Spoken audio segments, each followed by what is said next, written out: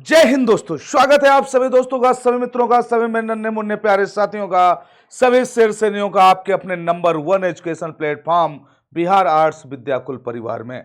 सभी लोग जुड़ जाएं भाई, तुरंत क्विक जुड़ जाएं। और आज हम बेहतरीन चैप्टर को सीखने वाले हैं बेहतरीन तरीके से कि मानचित्र के सवालों को कैसे हल करें। बच्चों की एक बहुत बड़ी प्रॉब्लम होती है कि सर हम कंटेंट तो पढ़ लेते हैं, कंटेंट तो हमें याद हो जाता है, मानचित्र हमें समझ में नहीं आता है। समझे बाबू?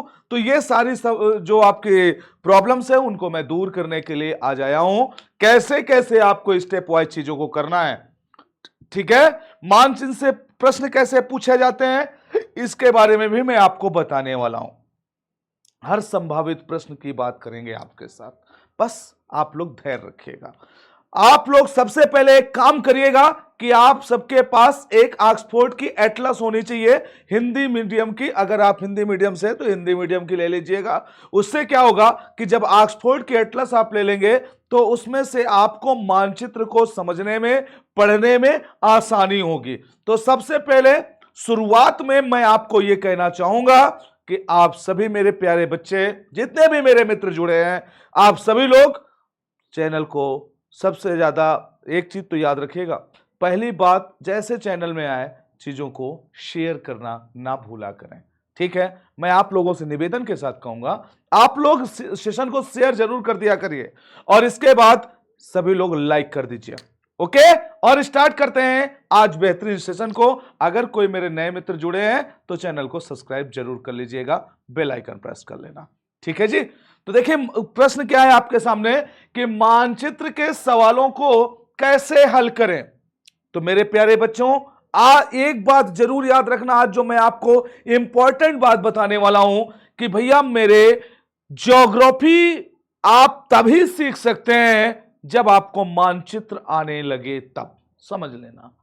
और एक बात महत्वपूर्ण है कि अगर आपको मानचित्र आने लगा, मानचित्र को आप समझने लगे, तो 70% जियोग्राफी यूं चुटकियों में आपको क्लियर हो गई।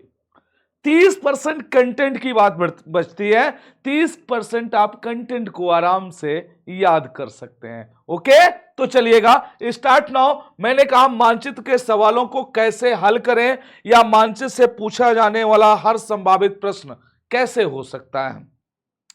तो देखिए मैं कुछ तरीके आपको बताता हूं, ध्यान रखिएगा मेरे प्यारे बच्चों, कुछ मैं आपको समझाने वाला हूं। सबसे पहले याद रखना आप लोग कि पहले एक आपको क्या लेना है, पहले आपको एक ऑक्सफोर्ड एटलस लेना है। क्या लेना है जी? ऑक्सफोर्ड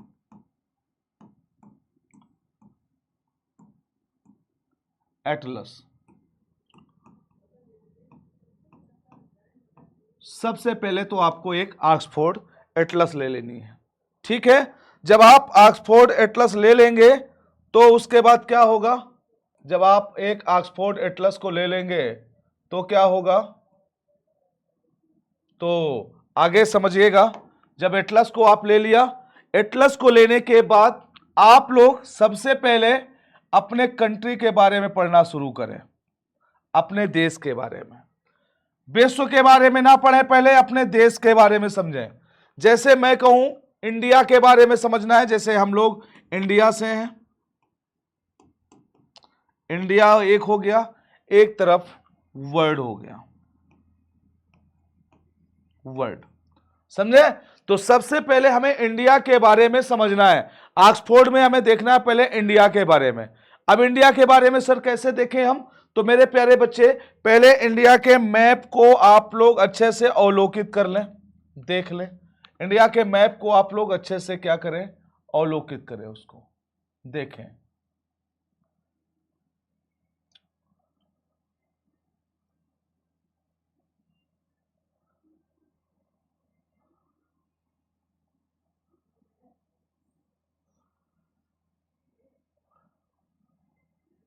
ठीक है,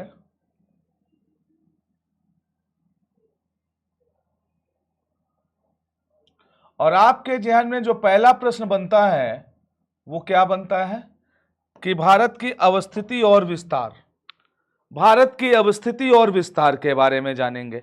सबसे पहला प्रश्न ये बनता है। अच्छा, अब भारत में भारत की अवस्थिति या विस्तार क्या है? तो ये देखिए, अवस्थिति और विस्तार को जानने के लिए आपको सर्वप्रथम क्या करना होता है? सर्वप्रथम आपको अक्षांश और देशांतर रेखाओं के बारे में जानना होता है। समझ गए? क्या जानना होता है? अक्षांश और देशांतर रेखाओं के बारे में जानना होता है। ओके, अब देखो, हम जब इसको जानेंगे फिर इसके बाद हम देशांतर के बारे में जानने का प्रयास करेंगे। ये हमारा देशांतर का मामला है, देशांतर के बारे में सीखेंगे। ठीक है, फिर अब इसके बाद जब हम इतनी सारी बातों को जान लिया कि इंडिया हमारा कहां स्थित है, इंडिया की हमारी क्या पोजीशन है, कैसे क्या है, फिर उसके बाद हम क्या सीखने वाले हैं? हम सीखेंगे कि इसके अंदर प्रायद्वीपीय पठार का क्षेत्र कहां से शुरू होगा, एक एक करके देखेंगे। और याद रखिएगा मेरे प्यारे बच्चों, जब आप मैप देखना शुरू करोगे तो उसमें अलग अलग कलर से चीजों को डिनोट किया गया है, अलग अलग कलर से वहां पर चीजों को दिखाया गया है। आप लोग इस चीज पर गौर करिएगा। यह प्रायद्वीपीय पठार हो गया आपका, समझ गए? फिर इसके बाद क्या करेंगे? प्रायद्वीपीय पठार के बाद मेरे प्यारे बच्चों आप लोग क्या करेंगे? उत्तर भारत के मैदान को देखते हैं। ये पूरा यहां पर उत्तर भारत का मैदान, यहां से लेकर के पूरा ये उत्तर भारत का मैदान हो गया। इतना ही नहीं, आप देखेंगे इसमें राजस्थान का भी क्षेत्र आता है, गुजरात का भी कुछ क्षेत्र आता है, ये भी इसके अंतर्गत आता है। ऊपर है पर्वतीय क्षेत्र, आपको पता है जम्मू कश्मीर का जो एरिया है ये क्या है भाई? पर्वतीय क्षेत्र है। यहां से 3 महत्वपूर्ण रेंज ये जाती हैं। ठीक, अब आपसे जो प्रश्न पूछेगा उसको कैसे आप समझेंगे? कि सबसे पहले तो आपको मैपिंग करना आना चाहिए, और मैपिंग को इजी वे में आप सीख सकते हैं, ऐसा भी नहीं कि बहुत टफ है। क्या करना है? सबसे पहले आपको एक ऑक्सफोर्ड एटलस खरीदनी है। उसको खरीदने के बाद आपको वर्ड में एंट्री नहीं करना, पहले आपको इंडिया के बारे में जानना है। ठीक, इंडिया का मैप तो इतना ही होगा। अब जैसे एक एक चीजों को ले लेते हैं, एक एक चीजों को लेते हैं। जैसे इंडिया को हमें जानना है, तो इंडिया को जानने के लिए हमने सर्वप्रथम क्या ले लिया? सर्वप्रथम हमने लिया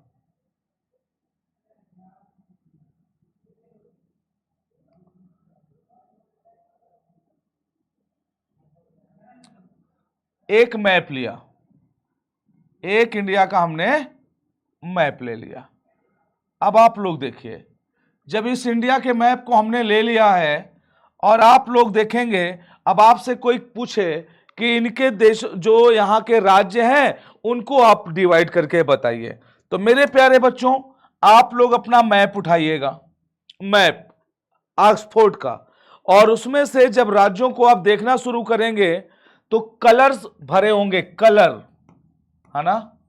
और याद रखिएगा मेरे प्यारे बच्चों, अगर यहां पर अगर गोवा दिया गया है, ध्यान रखना, अगर यहां पर गोवा है इस कलर में, गौर करना मेरी बात को, अगर इस कलर में यहां पर गोवा है तो महाराष्ट्र इस कलर का नहीं होगा, ना इससे कोई बाउंड्री वाला इस कलर का होगा।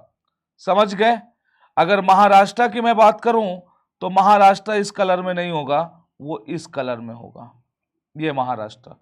और अगर यहां से गोवा से कर्नाटक की मैं बात करूं तो कर्नाटक भी दूसरे कलर में होगा, इस कलर में नहीं होगा, ये कलर होगा कर्नाटक का। मतलब समझना बड़ा इजी है, आराम से आप समझ सकते हैं कलर के आधार पर। बाय द वे नहीं समझ में आता, आप ऊपर से शुरू होइए नीचे तक आइए। कैसे? जैसे अब इसमें प्रश्न कैसे पूछेगा? पूछ लिया आपसे कि चलो बताओ भारत के कितने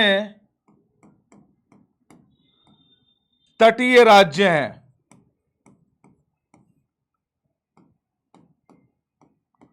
राज्य हैं, मैप में भरें।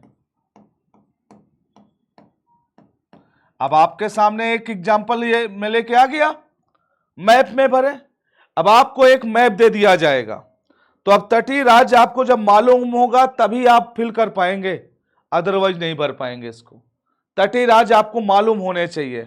तो आप देखेंगे यहां गुजरात से लेकर, एक तो गुजरात हो गया, दूसरा महाराष्ट्र, तीसरा गोवा, चौथा कर्नाटक और पांचवा, अब ये सब कहां देखेंगे आप, ये अपने मैप में देखेंगे आप, यहां पर आपका हो जाएगा केरल। तो कितने हो गए भाई, 5 हो गए, इधर 5 राज्य हो गए। कहां पर, 5 राज्य हो गए आपके पश्चिम साइड पे, तटीय राज्य।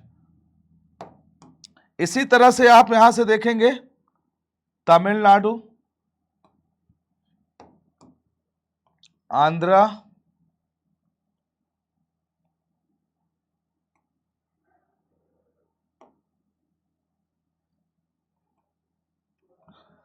आंध्रा,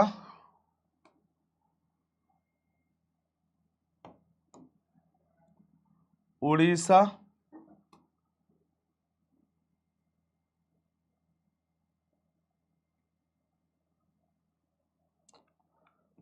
पश्चिम बंगाल। इस तरीके से देखेंगे 4 राज्य इधर हो गए, तो 4 ये हो गए और 5 इधर हो गए, ध्यान रखना, प्लस 4 ये राज्य हो गए, तो टोटल राज्य कितने हो गए, 9 हो गए। अब आप इसको आराम से फिल कर सकते हैं। अच्छा, एक तो ये हो गया, दूसरा पूछेगा क्या कि आप बताइए, सिंपल सा एक क्वेश्चन आपके सामने रखा जाता है, जैसे आपसे पूछा गया काजीरंगा अभयारण्य, काजीरंगा अभयारण्य किस राज्य में है,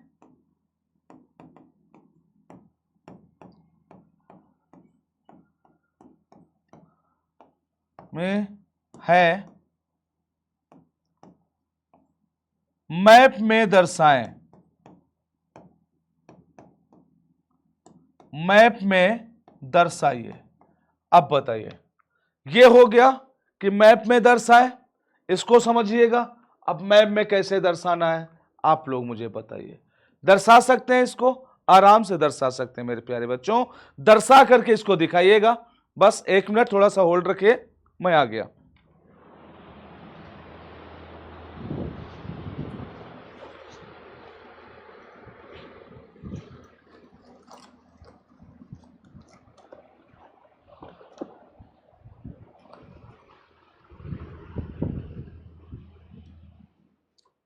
चलिए, तो मैंने क्या कहा, काजीरंगा के बारे में आपको बताया मैंने। अब काजीरंगा को आपको अगर दर्शाना है यहां पर, तो आप कैसे दर्शाएंगे, देखिए, है ना। काजीरंगा को आपको दर्शाना तो आप कैसे दर्शाएंगे, जब आपने पढ़ा होगा तब ना दर्शाएंगे, अदरवाइज पहले तो आपको यही नहीं पता कि कहां पर है काजीरंगा। तो काजीरंगा असम राज्य में है, तो आप जैसे आपके दिमाग में आएगा काजीरंगा कहां है, असम में है, तो असम का एक चित्र आपके सामने आ जाएगा कि सर ने तो यहां पर कहीं बताया था असम, यहां पर कहीं असम बताया था। तो मेरे बच्चे यहां पर आप कर सकते हैं, ये काजीरंगा है, ठीक है, काजीरंगा है ना, ये हो गया। या तो इसी तरह से एक क्वेश्चन आपसे ये पूछ सकता है, क्या पूछ लिया कि मदुरै, मदुरै जिसे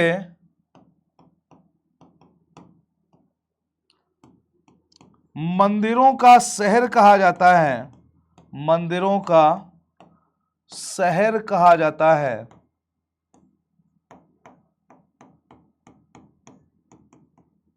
बस कहां स्थित है, कहां स्थित है, मैप में दर्शाएं, फिर मैप में दर्शाएं। अब बताइए, अगर आपको यह पता होगा कि मदुरै है कहां, तभी ना आप दर्शा पाएंगे। और अब आप यहां पर बता सकते हैं बड़े इजी वे में कि सर मदुरै तो तमिलनाडु में पड़ता है, कहां है, तमिलनाडु में। अब तमिलनाडु आप जानते हैं कहां पर है, जी बिल्कुल जानते हैं। अब तमिलनाडु यहां है, अब तमिलनाडु में आपने दर्शा दिया कि सर मदुरै यहां है, मदुरै यहां है, बिल्कुल सही बात है। इसी तरीके से मेरे प्यारे बच्चों आपसे पूछा गया क्या, इसी तरीके से आपसे पूछा गया मिट्टी के बारे में, इसी तरह से आपसे पूछा गया मिट्टी के बारे में। ठीक है, चलो मैप में आपसे पूछा गया, क्या पूछा गया क्वेश्चन? क्वेश्चन ये है कि भारत में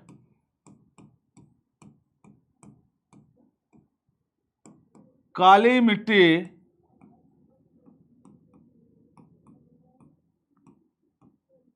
के क्षेत्र, भारत में काली मिट्टी के क्षेत्र को मैप में दर्शाएं। आपने पढ़ा तो बहुत है, रटा बहुत है, दर्शाइए, है ना। आपने पढ़ा बहुत है, रटा बहुत है, लेकिन आपने मैप नहीं पढ़ा, तो मेरे प्यारे बच्चे तब आंसर नहीं कर पाओगे इसका, बिल्कुल नहीं कर पाओगे। आप चाहे जितना अच्छे से पढ़ाई किए हो, लेकिन अगर आपने इसको नहीं किया, मैप नहीं पढ़ा, एटलस नहीं देखा, तो नहीं कर पाओगे। अच्छा सर, तो कैसे करें अब इसमें? देखो मेरे प्यारे बच्चे, तभी मैं कहता हूं सबसे पहले आप लोग इंडिया के मैप को देखिएगा, अच्छे से अवलोकित करिएगा, है ना। सबसे पहले इंडिया के मैप को देखिएगा।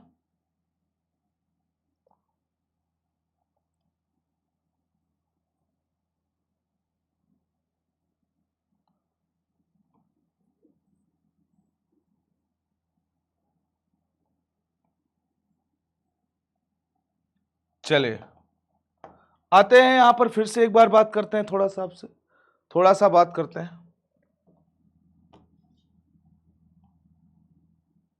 चलिए, तो देखो अब यहां पर हमें काली मिट्टी के क्षेत्र को देखना है। क्या देखना है? काली मिट्टी के क्षेत्र को। और आपने वहां पर डिटेल में पढ़ा, यह था कि काली मिट्टी का क्षेत्र, काली मिट्टी के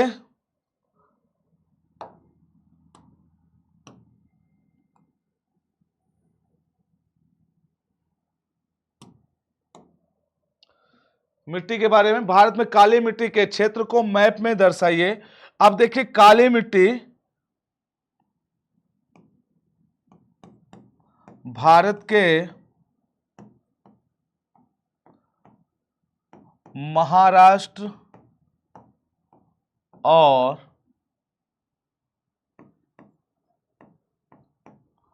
गुजरात राज्य में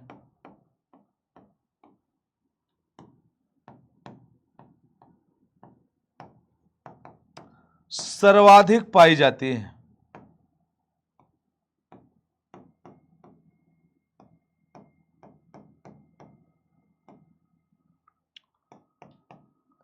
तो कम से कम मैप के अंदर तो आपको पता ही होना चाहिए कि गुजरात राज्य और महाराष्ट्र कहां है।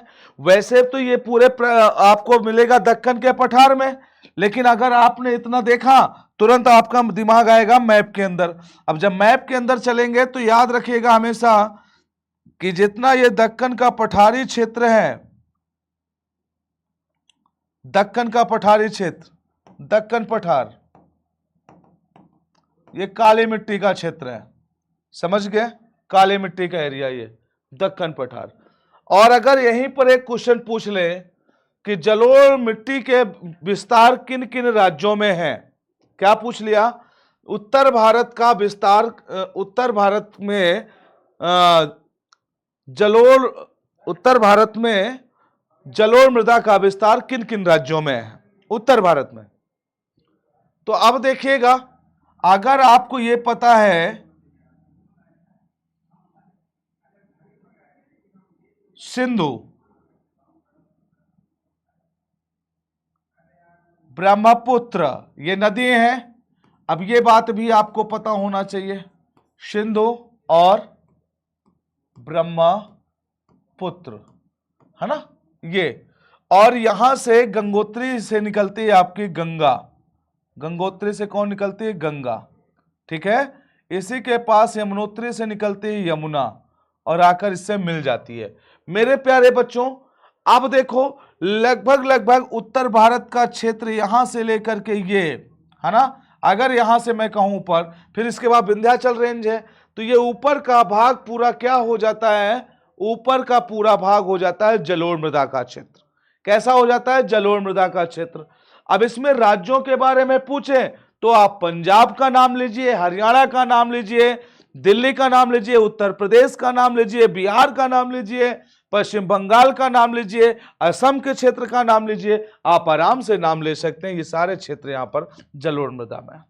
समझ गए? मैपिंग सीखने के लिए सबसे पहले ऑक्सफोर्ड आप अपने पास रख लीजिए, फिर उसके बाद आप सीखिए।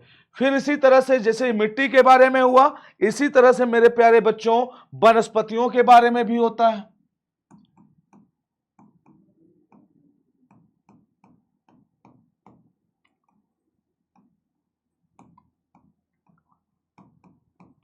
वनस्पतियों के बारे में भी आपसे क्वेश्चन पूछे जा सकते हैं।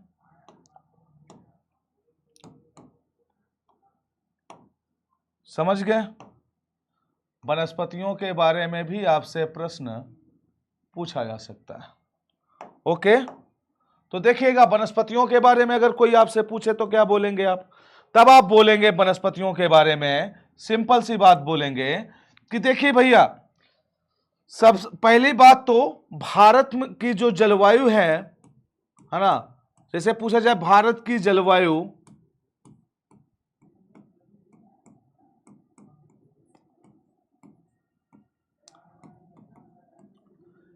किस प्रकार की है,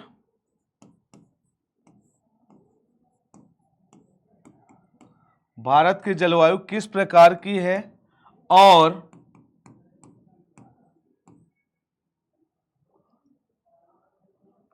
किस प्रकार की वनस्पतियां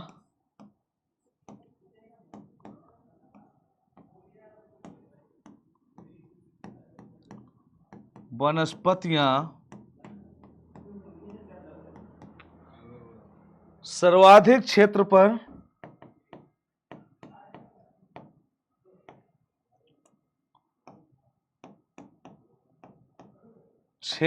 पर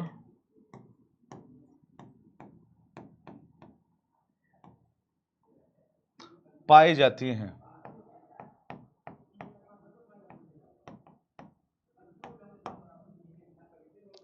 ठीक है, अब ये आपके सामने प्रश्न आ गया, पाई जाती हैं, मैप में दर्शाएं। बस इतना बार जोड़ेगा, मैप में दर्शाइए।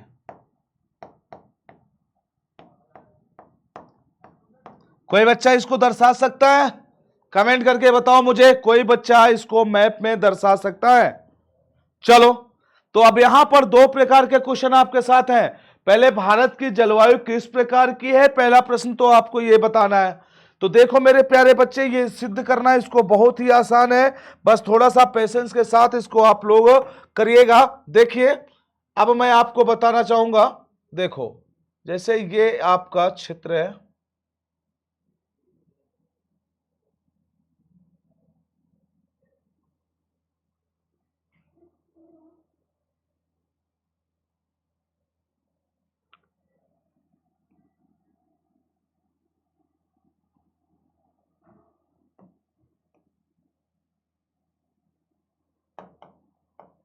ये मान लिया हमने इंडिया है। ठीक है भाई, अब यहां पर हमें क्या करना है, सबसे पहले इसकी जलवायु को डिफाइन करना है। अब ये बताओ, अगर अक्षांशीय विस्तार भारत का पता है आपको कि भारत के अक्षांशीय विस्तार क्या है, प्रैक्टिकल फॉर्म में बात कर रहा हूं मैं, भारत का अक्षांशीय विस्तार क्या है, तो सबसे पहले तो इसका अक्षांशीय विस्तार समझिए। भारत का अक्षांशीय विस्तार कितना है बताओ?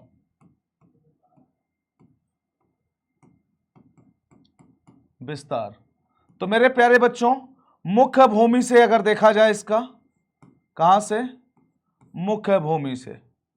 तो मुख्य भूमि से अगर इसको देखेंगे तो आप क्या पाएंगे, इसमें पाएंगे कि भैया मेरे 8 डिग्री 4 मिनट उत्तरी अक्षांश से लेकर, है ना, 37 डिग्री 6 मिनट उत्तरी अक्षांश तक है, यही ना पाएंगे। अब आपको यह भी मालूमात होना चाहिए, आपको यह भी मालूमात होना चाहिए कि जो ये 0 डिग्री है, 0 डिग्री से 8 डिग्री ऊपर है, ये पहली बात तो ये, और भारत के बीचों बीच से होकर के, भारत के बीचों बीच से होकर के गुजरती है कर्क रेखा। क्या कर्क रेखा गुजरती है। और कर्क रेखा कितना है भाई, 23.5, ये कर्क रेखा है। ठीक है जी। अब आप सोचिए कि 0 डिग्री से लेके 23.5 नॉर्थ और 0 डिग्री से लेके 23.5 साउथ, मकर रेखा, इसके बीच के क्षेत्र को उष्णकटिबंधीय कहा जाता है। क्या बोलते हैं उसको, उष्णकटिबंधीय क्षेत्र कहते हैं। लेकिन जस्ट इसके ऊपर तो शीतोष्ण शुरू हो जाता है। तो आखिरकार भारत की अब जलवायु किस प्रकार से बोलेंगे हम, भारत की जलवायु को क्या आधार देंगे, क्या बोलेंगे हम, है ना। तो यहां पर आसानी से एक बात आप जरूर बोल सकते हैं यहां पर भारत की जलवायु के बारे में कि बाबू यहां पर ये उष्ण है और वहां ऊपर है शीतोष्ण। लेकिन जस्ट नीचे से शीतोष्ण थोड़ी ना, क्योंकि ऊपर हिमालय का क्षेत्र है, ऊपर हिमालय है, तो यहां पर शीतोष्ण तुरंत शुरू नहीं हो जाता है। तो समस्या क्या आ गई कि या तो इसको उष्ण शीतोष्ण बोले, तो दोनों को मिलाकर के भारत की जलवायु को बोला जाता है उपोष्ण कटिबंधीय जलवायु। उपोष्ण मतलब उष्ण भी है और शीत भी है, दोनों प्रकार का। तो भारत की जलवायु किस प्रकार की है, उपोष्ण कटिबंधीय, ये सिद्ध हो गया। ना तो एकदम ठंडी आ गई यहां शीतोष्ण वाला, ना एकदम उष्ण वाला। यहां तक कर्क रेखा के नीचे तक उष्ण है, फिर शीतोष्ण है।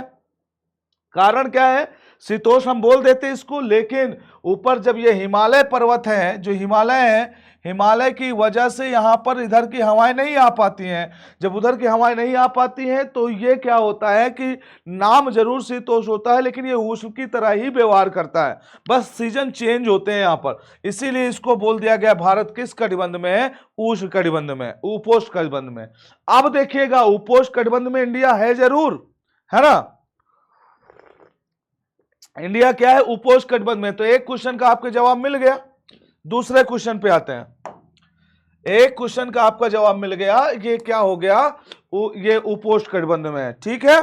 दूसरा है, किस प्रकार की वनस्पति सर्वाधिक क्षेत्रफल पर पाई जाती है। अब ये मैं आपको समझा रहा हूं, नहीं तो 1 मिनट का क्वेश्चन नहीं है ये, है ना, 1 मिनट का क्वेश्चन नहीं है। अब देखो 1 मिनट,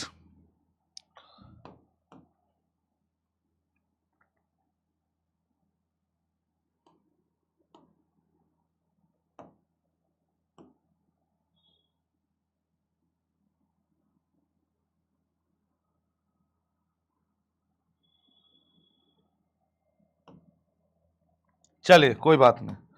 अब देखिएगा यहां पर, यह है पश्चिमी घाट, समझे, और ये इस साइड पे है पूर्वी घाट, ये पूर्वी घाट है। जब हमारे यहां जो मानसून आता है, जो आते हुए मानसून को हम लोग क्या बोलते हैं, दक्षिण पश्चिम मानसून, दक्षिण पश्चिम मानसून, जो कि आने वाला है या आ गया है लगभग, क्योंकि 1 जून को केरल के तट से टकराता है। कितना, 1 जून को, याद रखना, है ना। तो दक्षिण पश्चिम मानसून होता है। सर हम समझे नहीं, दक्षिण पश्चिम कैसे। मेरे प्यारे बच्चे, आप डायरेक्शन जानते हो ना, डायरेक्शन जानते हो कि नहीं जानते हो, ऐसे समझो इसको। ऊपर क्या होगा, उत्तर होगा, नीचे क्या होगा, दक्षिण होगा, इधर क्या होगा, पूरब होगा, इधर क्या होगा, पश्चिम होगा। समझ गए, बात क्लियर है एकदम। अगर यहां पर कोई लाइन ऐसे आती है तो इसको क्या डायरेक्शन बोलेंगे, क्या बोलेंगे, बोलो बोलो भाई, बोलो बोलो।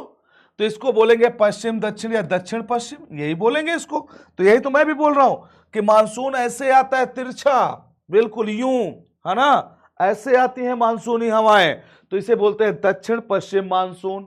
और जब यही हवाएं ऐसे रिटर्न आती हैं तो क्या बोला जाता है, अभी तो ये अंदर की तरफ जा रही हवाएं, और जब यही हवाएं सितंबर माह में रिटर्न आती हैं तो क्या बोलते हैं, इसी को बोलते हैं उत्तर पूर्वी मानसून या उत्तर पूर्वी हवाएं। ठीक, फिर जब यही हवाएं ऐसे रिटर्न होती हैं तो इसे उत्तर पूरब बोलते हैं। अभी दक्षिण पश्चिम बोलेंगे। अच्छा, इतनी बात क्लियर है। दक्षिण पश्चिम मानसून से जो वर्षा होती है मेरे बाबू, तो उस वर्षा के कारण यहां पर तो सदाबहार वन पाए जाएंगे, लेकिन हमें उसको नहीं जानना, हमें यह जानना है कि भारत के किस सर्वाधिक क्षेत्रफल पर किस प्रकार की वनस्पतियां पाई जाती हैं, है ना।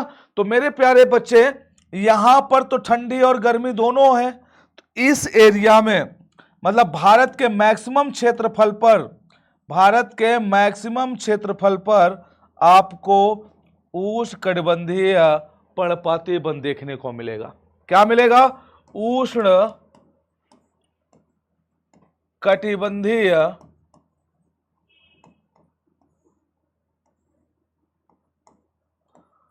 पर्णपाती वन।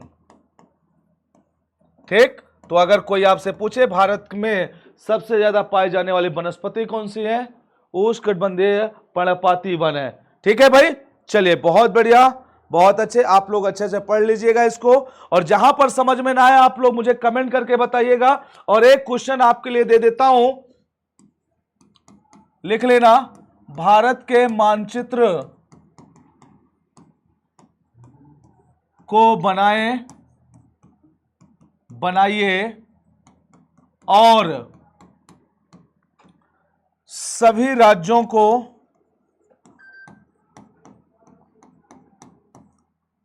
को मैप में दर्शाइए।